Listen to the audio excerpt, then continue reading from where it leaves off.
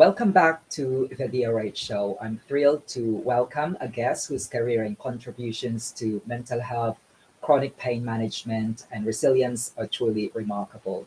As a clinical psychologist on staff at Kalkaska Memorial Health Center and the author of Chronic Pain Rehabilitation, he continues to help people transform stress and anxiety into resilience and build meaningful lives.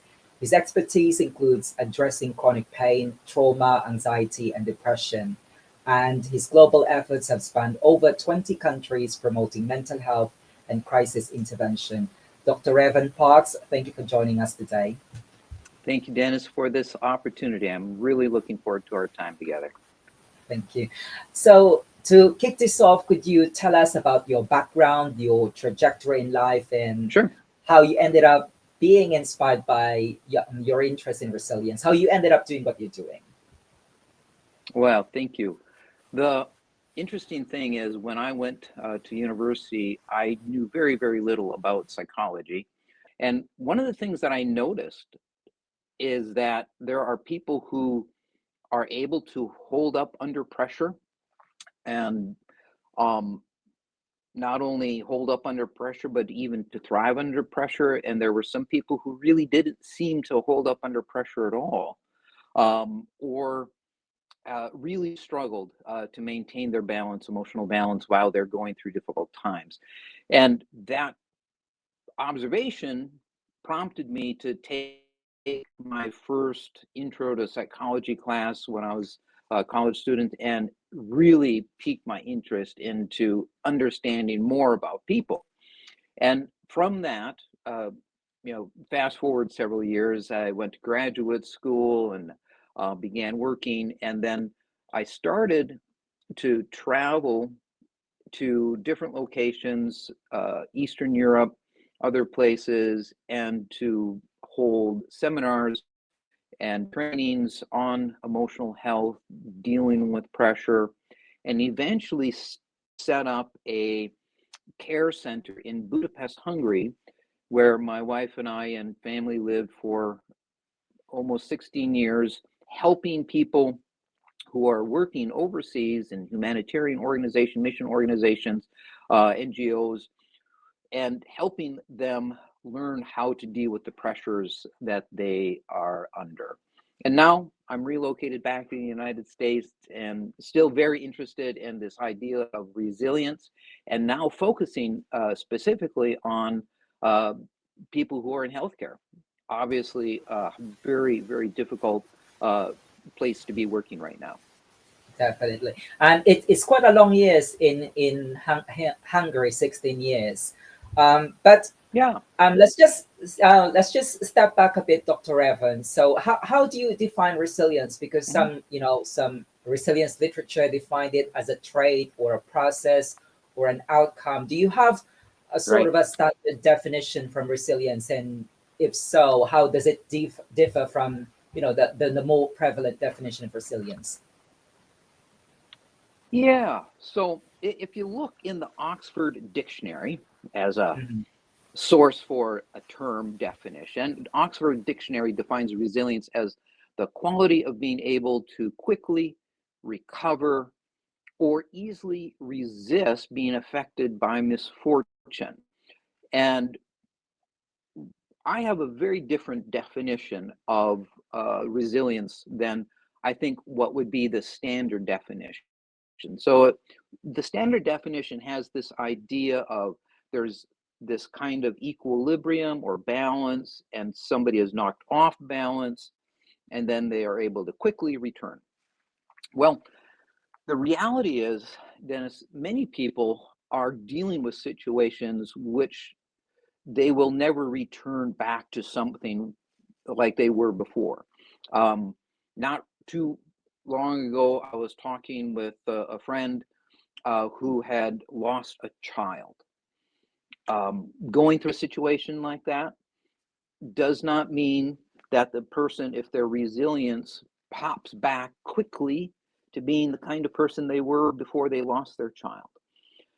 So resilience really has to do more with growth and our ability to work through difficult situations so that we can make a meaningful life for ourselves. So here's a definition that I use when I do trainings on resilience: the ability to respond to life's challenges so that you can create a meaningful life, even if life is not what you want right now. So that's the working definition that I have. Mhm.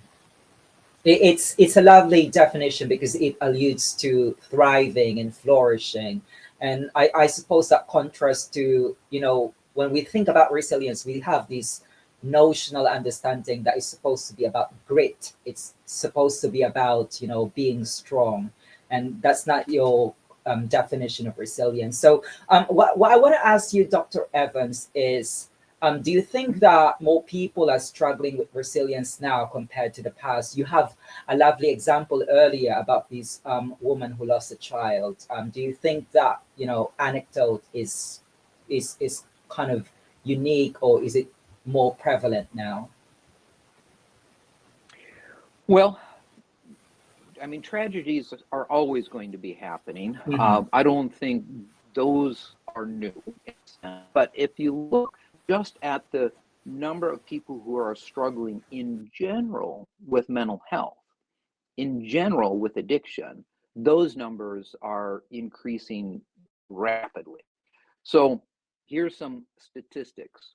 Before the pandemic started, about 1 in 10 people struggled with anxiety. Right now, it's 4 in 10. Since the pandemic 2020, there's been a 25% increase in depression. There are 50% more liver transplants occurring in medical settings because of the significant increase in substance abuse. So if you look at those kinds of figures, Dennis, you get a sense of people are struggling more now than they have in the past, just with mental health in general.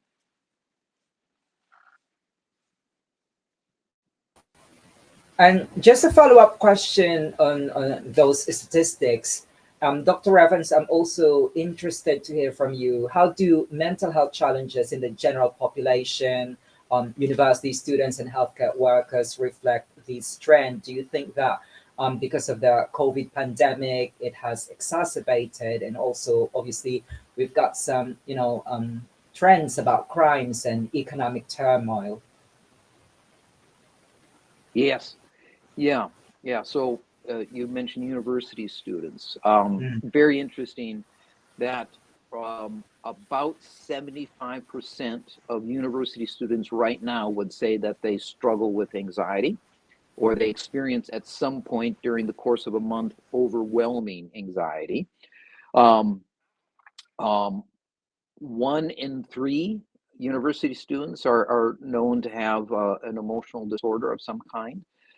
About 40% of university students are dropping out and not returning to school. And 64% of those who drop out because of a mental health reason. And in terms of coping, as those university students are dealing with the mental health issues that they have, a lot of people are coping with substances. So according to the recent studies, about 50% of university students, if you tracked their substance use pattern, they would actually qualify for a substance use disorder. 50%. And 36% currently are using psychiatric medications in order to help them get through the difficulties that they are experiencing. So those are pretty significant numbers when you look at just that one population of university students. Now, let's kind of delve deeper into specific population, because we were talking about, COVID pandemic earlier. It just reminded me about the role of healthcare workers. So what lessons have you learned about burnout Hmm. and stress, particularly these demographic? Yeah. So that's a lot of where my work is focused right now, Mhm. Dennis, is with the healthcare population. Um, it is challenging work. There are great pressures on the healthcare system to care for all the needs that are existing in the population right now. So here's what we see in the healthcare population. About 45% of healthcare workers are experiencing some kind of significant stress in their life. People are experiencing burnout at higher rates. Physicians, interestingly enough, are much more likely to attempt or even commit suicide than the general population. This is particularly true among female physicians that have a 76% higher risk of suicide than others. So yes, there's some pretty significant stress that people are experiencing. And the general term I think that people would identify with if they were talking about it is they would feel burned out.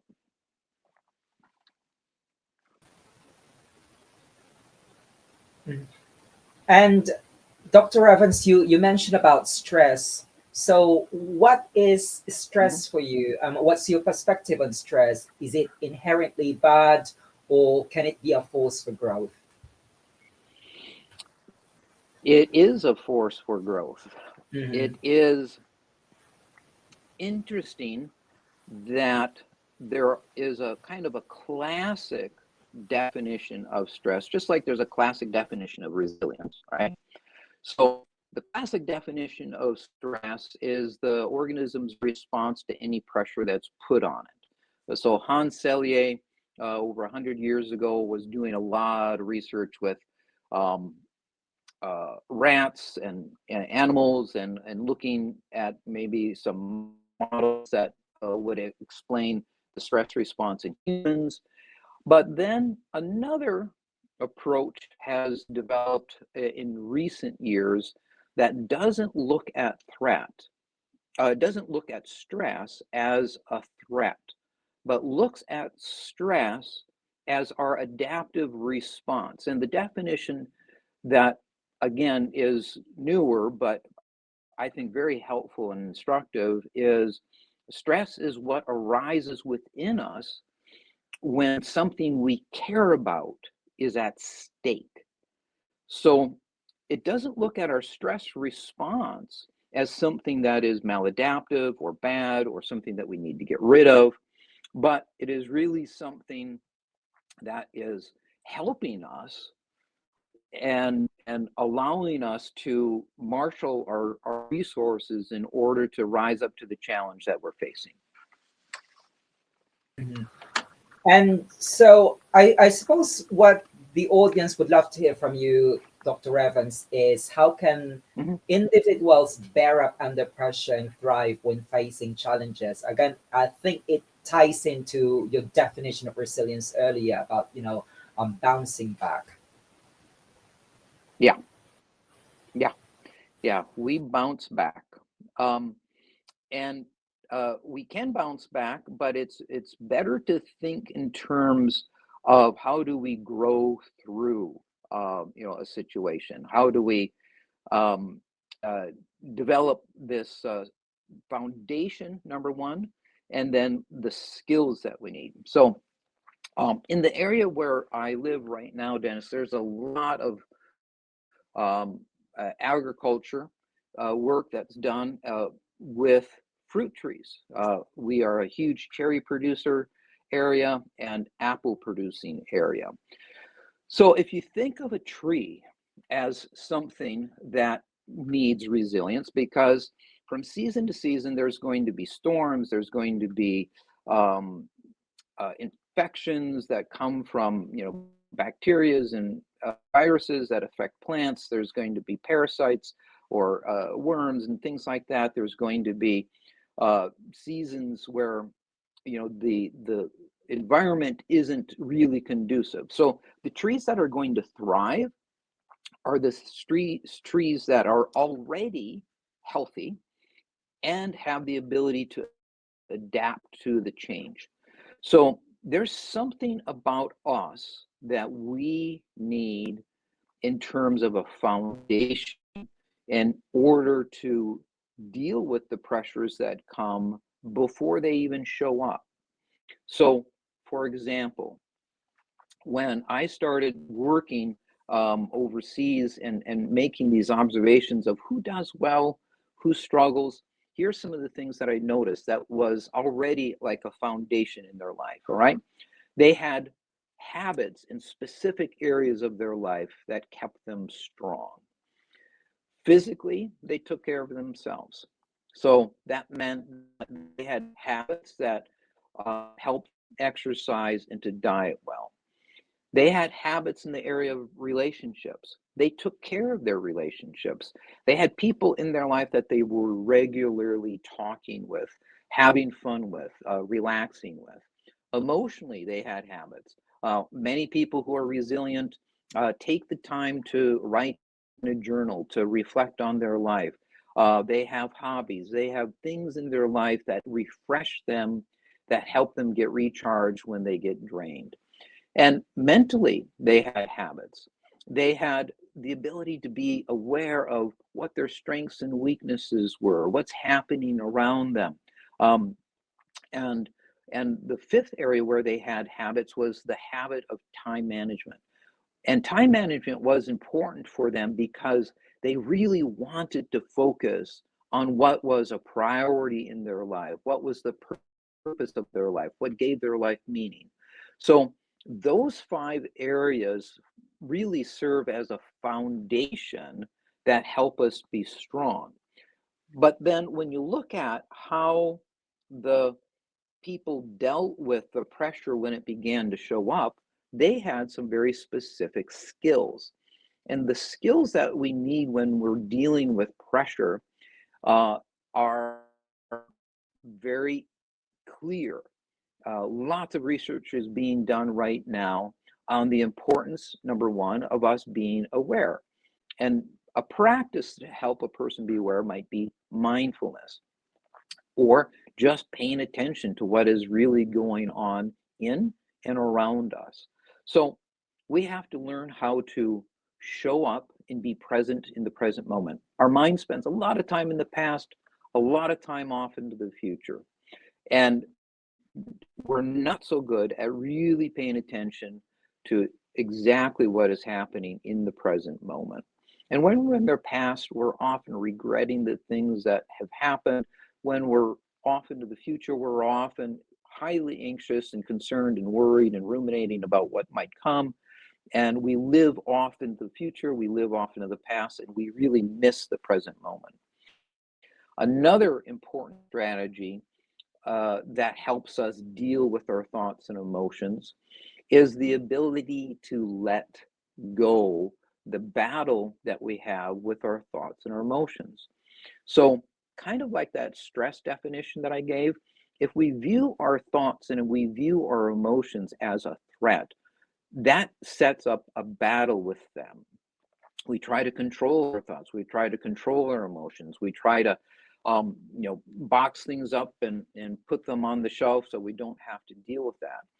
It is much better to be aware and to create space for the things that are showing up and learn how to not be reactive to the thoughts and the emotions that we have, the self stories that we have. This is who I am, I'm a failure, and to let those things be there without fighting with them. The third skill that's really important is this idea of moving forward. So to let go, to show up, and to move forward. Moving forward means that we have a clear direction. Like there's something important for us that we need to be working toward, even in the pressure that we're in.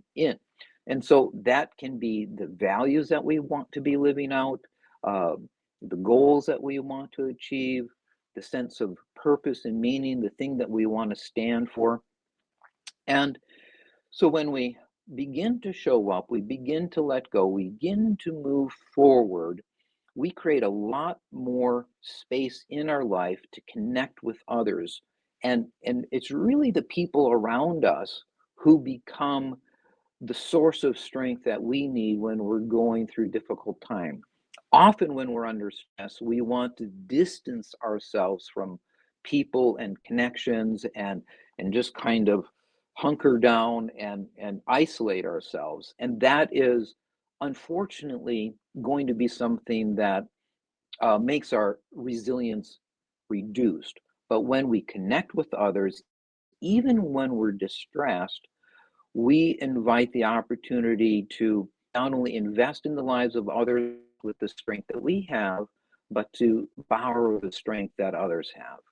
So showing up, letting go, moving forward, and loving others are skills that we can develop in addition to the foundation that I talked about.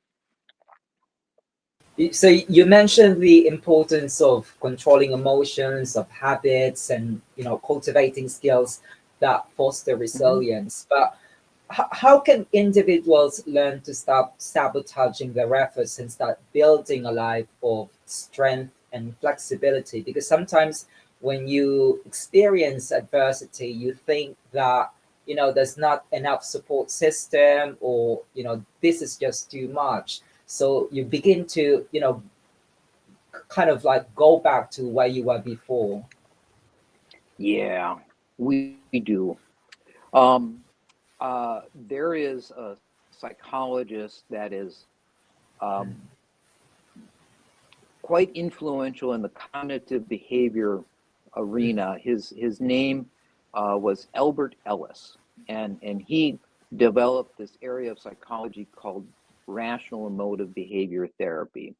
And one of the things that is really helpful about some of the concepts that he has is this idea that we sabotage ourselves. Um, and we sabotage ourselves in part because we're really not all that good at recognizing our thoughts as being unhelpful. And he says that we have two tendencies that undermine our growth. One is the tendency to feel that we should be able to do everything well. And he calls this ego disturbance, that we want to look good and we want to do what's well. And this pressure on ourselves constantly of saying, if I don't do well, I'm a terrible person. If I don't do well, things are just going to fall apart, and that reflects on me, and um, I deserve punishment.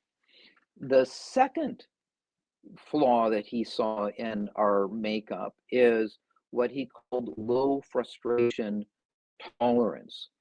And he believes that we are not willing to be uncomfortable.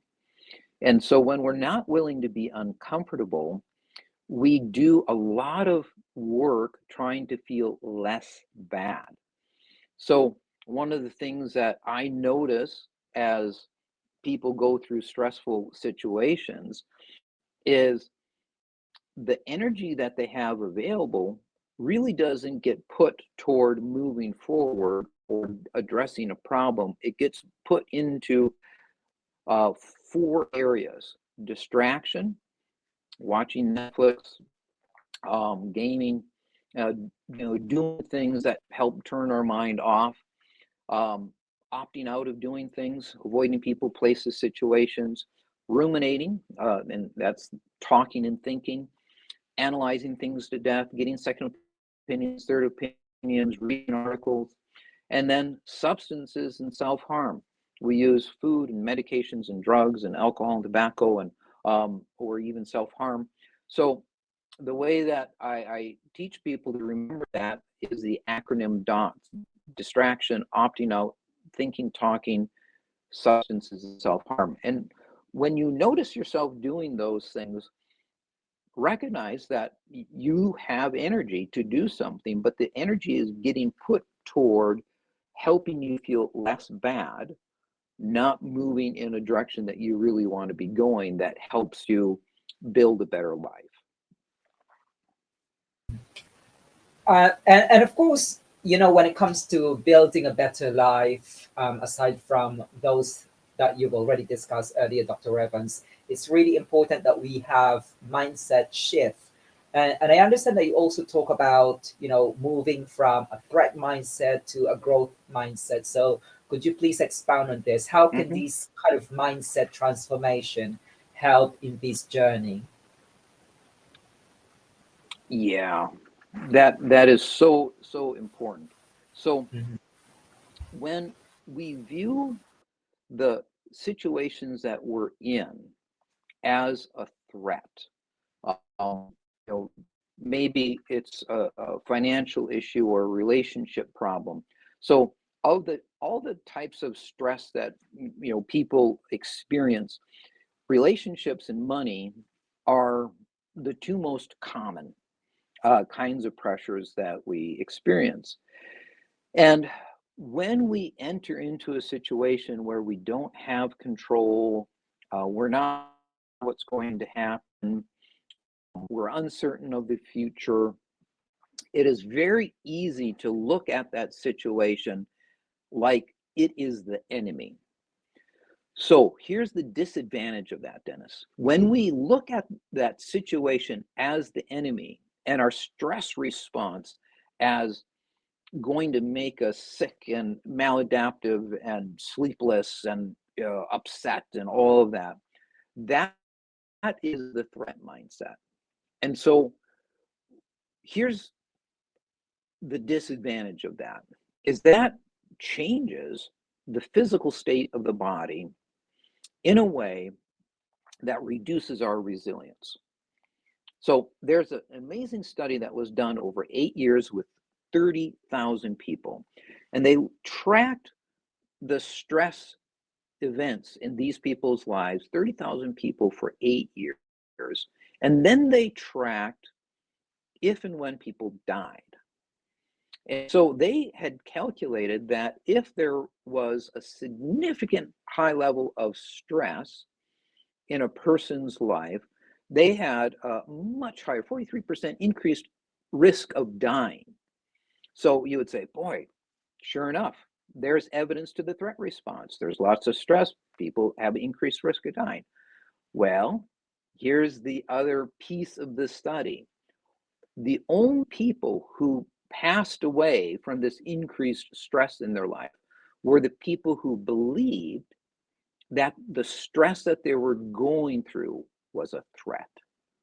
But the people who believed that the stress that they were going through was something that they could grow through, that they could learn from, and that their stress response was not something maladaptive, but something helpful, those people had zero increase in their risk of dying. So, what does that boil down to? It boils down to perception, which is amazing. And of course, we cannot also discount the role of support system. Earlier, you mentioned Hmm. about this, but Hmm. I just like to get more thoughts and insights from you about the role of relationships and social connection when it comes Hmm. to cultivating resilience. Yeah. So, one of the things that I believe is essential for a healthy life is community. And community, I think, is increasingly difficult to experience and to develop and to enjoy in our life. And it's to our own detriment that this kind of cultural change is happening right now. Yet, when we are in relationships with other people, not only do we physically benefit from being of help to people, so there's a lot of healthy physical changes that happen in our brain and our body when we are engaged in caring for others, loving others, helping others, and just enjoying the company of others. But what I think is also kind of intangible, but what I experience, and I know that others experience, is that when I lack strength the people who are around me have strength themselves that I feel like I can borrow. And that helps me be resilient. It helps me when I have doubt, when I have discouragement, when I feel pessimistic. Others around me can be of an encouragement to me and help me to essentially use some of the strength and optimism and hope that they have that I might be struggling with myself. Well, lovely talking to you, Dr. Parks, and thank you for enlightening us about resilience. But before we wrap up, let's end this on a lighter note with some quick fire questions just to get to know you a bit better. What is your favorite word in another language? Szeretet. That's the word of love in Hungarian. Okay. And if you hadn't been a psychologist, what would you have pursued in your life? Music. Music. I grew up as a musician. Okay, I see. And finally, the floor is all yours. What should people take away from today's conversation? Two things. Before you get into a stressful situation, you want to be working, building good habits in your life. You can use the framework that's in positive psychology right now as a good way of what areas to work on. Positive psychology talks about positive emotion, engagement, meaning, and being able to solve problems, move forward, and do things that help you make an impact and to maintain your health. So I encourage people to work on developing health habits and relationship habits and good emotional habits, and manage their time, and to have mindfulness practices that help them be aware. That's a foundation. And then when those stressful situations begin to occur, work on using tools that help you stay present in the moment, let go of the battle with your thoughts and your emotions, keep focused on moving forward toward what's really important to you, and to connect with others. That's a fantastic note to end on. That's it for us. Your work on chronic pain management, resilience, and emotional health has been incredibly insightful. Dr. Evan Parks, it's been an absolute pleasure having you here on the BRH show. And I look forward to seeing how your initiatives continue to transform lives and inspire resilience worldwide. Thank you so much, Dennis. Thank you.